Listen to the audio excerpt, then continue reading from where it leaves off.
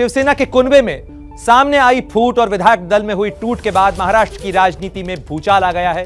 महाराष्ट्र की राजनीति में लगातार उठापटक का दौर जारी है और ऐसे में अब यह खबर सामने आ रही है कि यह पूरी लड़ाई जो है वो कानूनी होती चली जा रही है। 3 बजे शिवसेना भवन में प्रेस कॉन्फ्रेंस होने वाली है, जिसमें शिवसेना के मुख्य प्रवक्ता अरविंद सावंत के साथ कई वकील भी मौजूद रहेंगे।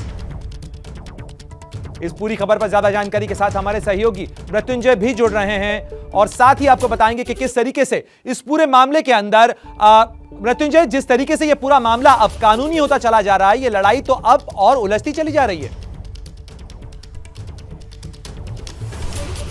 देखिए, निश्चित तौर पर जिस प्रकार से आंकड़े जो है वो एकनाथ शिंदे के पक्ष में है, 2/3 विधायक उनके साथ हैं, तो कहीं न कहीं शिवसेना को भी इस बात का डर है कि वो कहीं सिंबल के लिए और पार्टी पर अपना दावा न थोप दे, और इसीलिए शिवसेना मजबूती से मीडिया में आकर अपना पक्ष रखना चाहती है। मुख्य बात यह है कि अपने जो पदाधिकारी हैं और कार्यकर्ता हैं उनमें मनोबल बनाए रखना चाहती है। इसीलिए जो कानून के जानकार हैं, शिवसेना पार्टी की लीगल टीम है और शिवसेना पार्टी के जो प्रवक्ता है सांसद अरविंद सावंत, ये सेना भवन में 3 बजे यानी 45 मिनट बाद एक प्रेस कॉन्फ्रेंस करेंगे और प्रेस कॉन्फ्रेंस कर उसमें कई जो कानूनी बारीकियां हैं उसका जिक्र करेंगे। और सबसे पहले तो ये बताएंगे कि आखिर कैसे जिन 16 विधायकों का नाम निलंबन के लिए दिया गया है वो कैसे लीगल है, किसे हक बनता है कि उनको सस्पेंड किया जाए, उनको उनका अधिकार छीना जाए। दूसरी ये कि किस प्रकार से पार्टी पर सिर्फ शिवसेना का एक अधिकार है जो कि उद्धव ठाकरे का अधिकार है, इसके अलावा पार्टी का जो संविधान है और उसके जो लीगल चीजें हैं उसका जिक्र यहाँ पर किया जाएगा। तो कुल मिलाकर पार्टी बहुत मजबूती के साथ लीगल पक्षों को भी मीडिया के माध्यम से रखना चाहती है और उसमें बताना चाहती है कि किस प्रकार से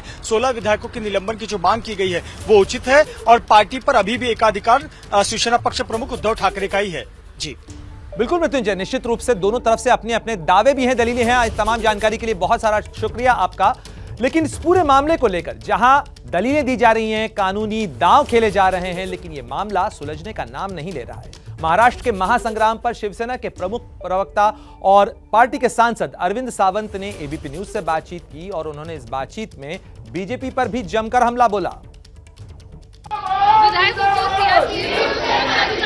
इसी से पता चलता है कानून व्यवस्था रखना ये राज्य की जिम्मेदारी है संविधान के तहत। क्या किसी कानून व्यवस्था अगर हमारी राज्य की सरकार हर परिवार को दी है, वो अभी भी है, एक्चुअल परिवार को देना जिम्मेदारी नहीं होती, विधायक को मिलती है सुरक्षा। जब सीआरपीएफ की जब सुरक्षा आती है, इसका मतलब पता चला कि केंद्र सरकार इसके पीछे, उससे भी पता चला ज्यादा कि भारतीय जनता पार्टी इसके पीछे डट के खड़ी है। बैठक पे बैठक होनी जारी है, जैसे कल बैठक हुई थी, आज भी एक बैठक होने जा रही है। क्या है मार्गदर्शन क्या दिया जा रहा है? हमने कहा ना भाई, जब हमारे संगठन के पेड़ पर ही वो घाव लगा रहे तो दर्द तो होगा, तो दर्द जब हो रहे तो उसकी प्रतिक्रिया आएगी ही, वो प्रतिक्रिया आ रही है। समर्थन में बाइक रैली हो रही है। हाँ होगा, क्यों नहीं होगा। अगर शिवसेना के उद्धव साहब ठाकरे जी के समर्थन में रैलियां निकली तो निकलेगी। लोग देखो, कल तक लोगों को क्या लग रहा था कि हो सकता है पीछे आ सकते हैं, उन्होंने बताया था, उन्होंने खुद अपना निवास छोड़ दिया, वर्षा निवास छोड़कर मातोश्री पे एक बैठा है, तो उसपे उन्होंने बताया कि त्याग करने की तैयारी है, फिर भी आप जानबूझकर ये कर रहे हो, तो फिर उसकी प्रतिक्रिया। पुणे में दफ्तर अरविंद जी, जैसे कि तस्वीर में आपने देखा कि हमारे साथ अरविंद सावंत जी थे, उनका कहना है कि विरोध में जो समर्थन दिख रहा है, एकनाथ शिंदे के विरोध में बाइक रैली हो रही है और जो बैठकों पे बैठक हुई जा रही है, इसके कारण अब विरोध उनका सामने आ रहा है। यही इसी बारे में जानकारी देते हुए अरविंद सावंत जी ने हमसे बात की। कैमरा पर्सन अनूप रस्तोगी के साथ मैं लता शर्मा, एबीपी न्यूज, मुंबई। तो आप सुन रहे थे दक्षिण मुंबई से शिवसेना के सांसद अरविंद सावंत को, जो बीजेपी पर भी हमलावर थे और साथ ही सड़कों पर जो शिव सैनिकों की प्रतिक्रिया सामने आ रही है उसे जायज ठहरा रहे थे। बागियों और बीजेपी दोनों पर शिवसेना लगातार आक्रामक है। ये तेवर केवल अरविंद सावंत के नहीं बल्कि आदित्य ठाकरे के भी सामने आ रहे हैं, क्योंकि आदित्य ठाकरे ने एक बार फिर कहा कि जिस असम में बाढ़ आई हुई है वहां विधायकों को रोक कर रखा गया है। मुझे तो किसी बात का है कि जिस असम में बाढ़ आए हैं, जहां लोगों के लिए कपड़े नहीं है, अभी रहने की कोई क्षमता नहीं है, वहां ऐसे हमारे जो फुटीरवादी आमदार हैं, विधायक हैं, उनके लिए पैसा खर्च किया जा रहा है। ये आसाम के लोगों ने भी सोचना जरूरी है, महाराष्ट्र के लोगों ने भी सोचना जरूरी है, देश के लोगों ने सोचना जरूरी है। और इस देश में लोकशाही है कि नहीं, इसका सवाल होता है, क्योंकि ये ऑक्शन जैसे लेके जा रहे हैं। तो महाराष्ट्र के सियासी संकट के बीच में जहां उद्धव ठाकरे को मजबूत दिखाने की कोशिश उनके समर्थक कर रहे हैं, तो वहीं जो सहयोगी दल है महाविकास आघाड़ी के, उनकी तरफ से भी कोशिश की जा रही है कि उद्धव ठाकरे के हाथ मजबूत किए जा सके।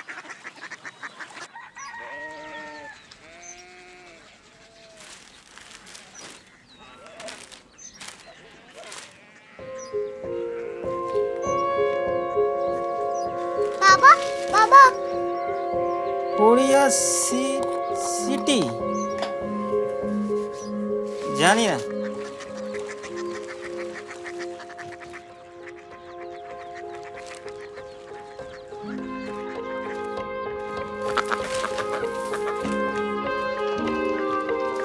Korea city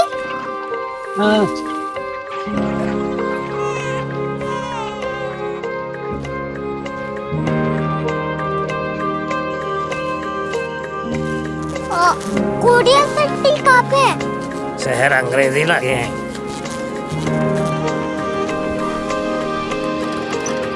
Korea city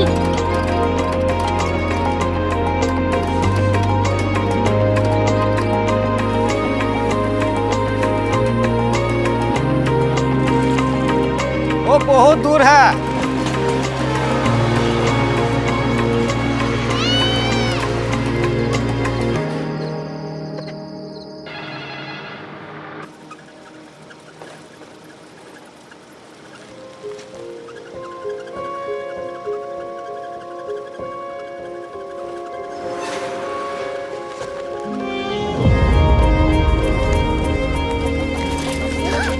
Korea city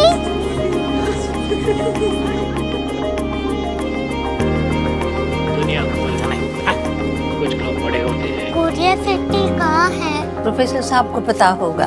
हो, ये छोटा वाला ग्लोब लगता है और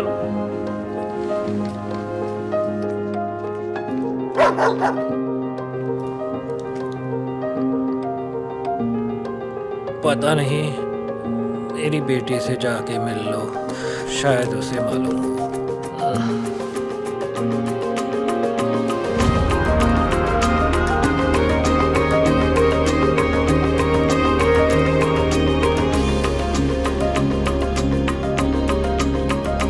हाय,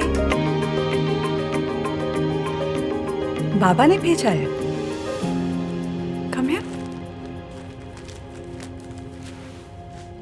कोरिया सिटी कोरिया सिटी नहीं, क्यूरियोसिटी। वो क्या? That's what brought you here?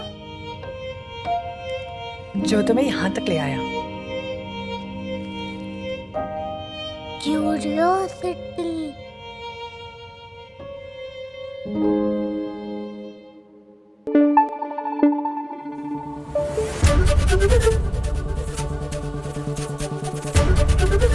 ABP news आपको रखे आगे।